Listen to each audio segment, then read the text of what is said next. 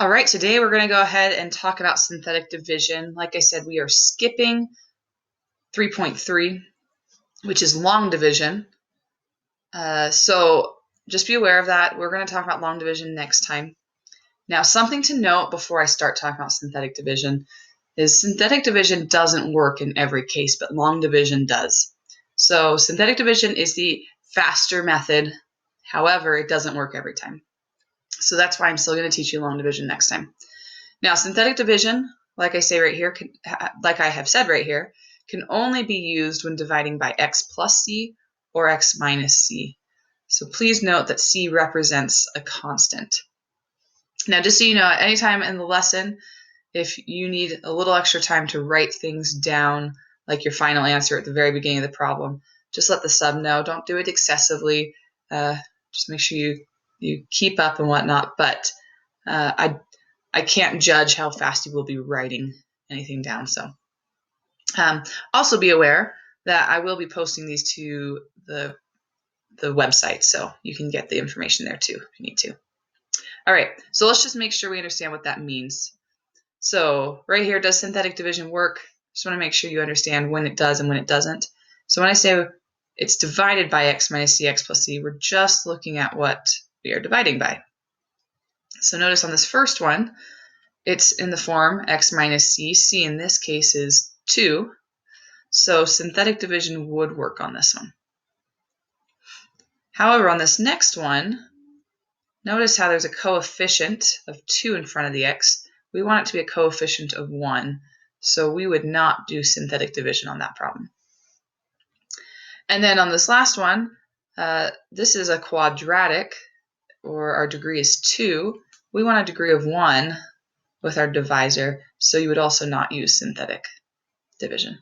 So notice, even on this list, 2 of the 3 we wouldn't be able to do, which is why ultimately I will be teaching you long division next time. But let's go ahead and learn how synthetic division works. So I have this first example, 2x squared minus 3x plus 4, and then x minus 3. Just so you know, this is called your divisor. This is called your dividend. And at the end, we'll have a remainder and a quotient. The quotient is your answer without the remainder. So the way this works is you're going to put the number that you're either adding or subtracting into this box, but you're going to do the opposite of that number. So always do opposite. Then you're going to look at the degree of the polynomial, of the dividend. So we have a degree of 2, and I'm going to go ahead and write a little x squared above that box. And then I'm going to go down from there. So x squared, then you'd have an x, and then a constant, just like we would write it in standard form. Underneath all of those, you're going to put the coefficient of each of those terms right below. So the coefficient of the x squared term is 2. The coefficient of the term with the x is negative 3.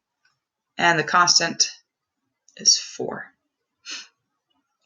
Now, by the way, this little box, the plus sign, this line right down here, that's how you always set up a synthetic problem.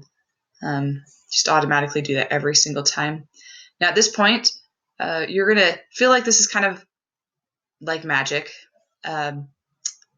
I won't be able to explain why it works until next time when we go over long division, but I'll explain it then. So the first thing you do is you bring down the number just straight down underneath the line. Okay, the number in the box is important because that's what you always multiply by. So at this point, we're going to take 2 and multiply it by the 3 and get 6, and then we're going to line it up with the next term. And then you always add. Negative 3 plus 6 is positive 3.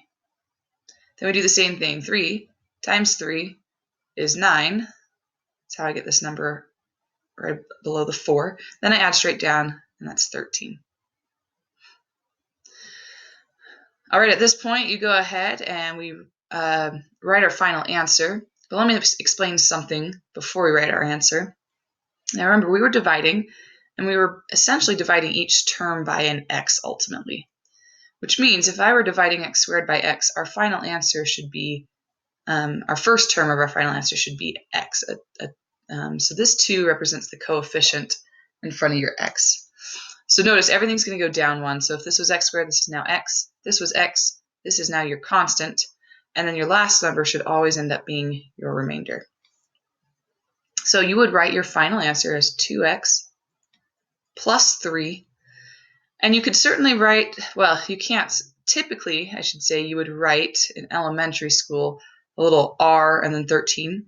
But we're in high school, so we're going to write it the proper way. So what you do is you add your remainder on the numerator, and on the denominator you put whatever you were dividing by, the divisor. Okay. Just some last terminology. This 2x plus 3 would represent your quotient. And then, like I said, the 13 represents your remainder. So that is one full problem. Let's go ahead and do another one.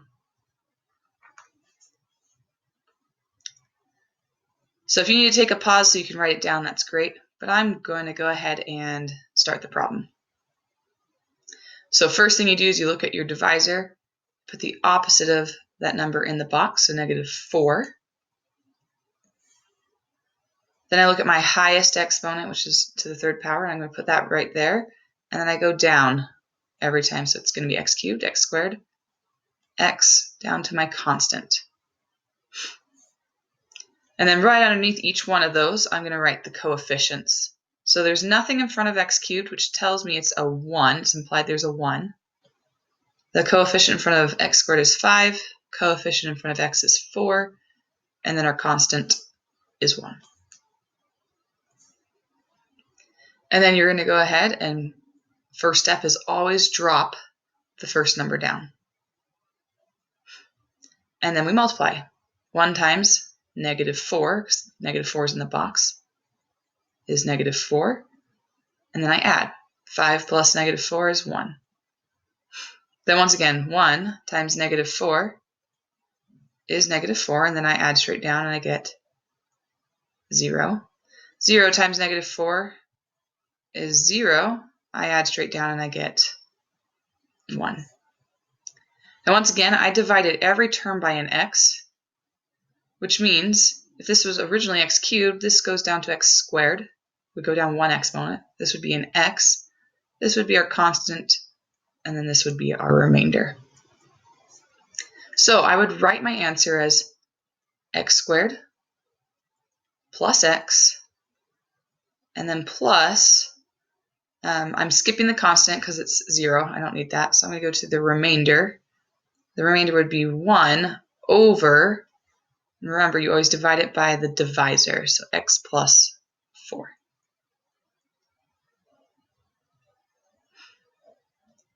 And there's your answer. Some of you might be wondering, can I put a 1 in front of the x squared and a 1 in front of the x? Yes, you may. At this point, we're going to go ahead and do a few more problems, and then it'll be your turn to work on homework the rest of the period.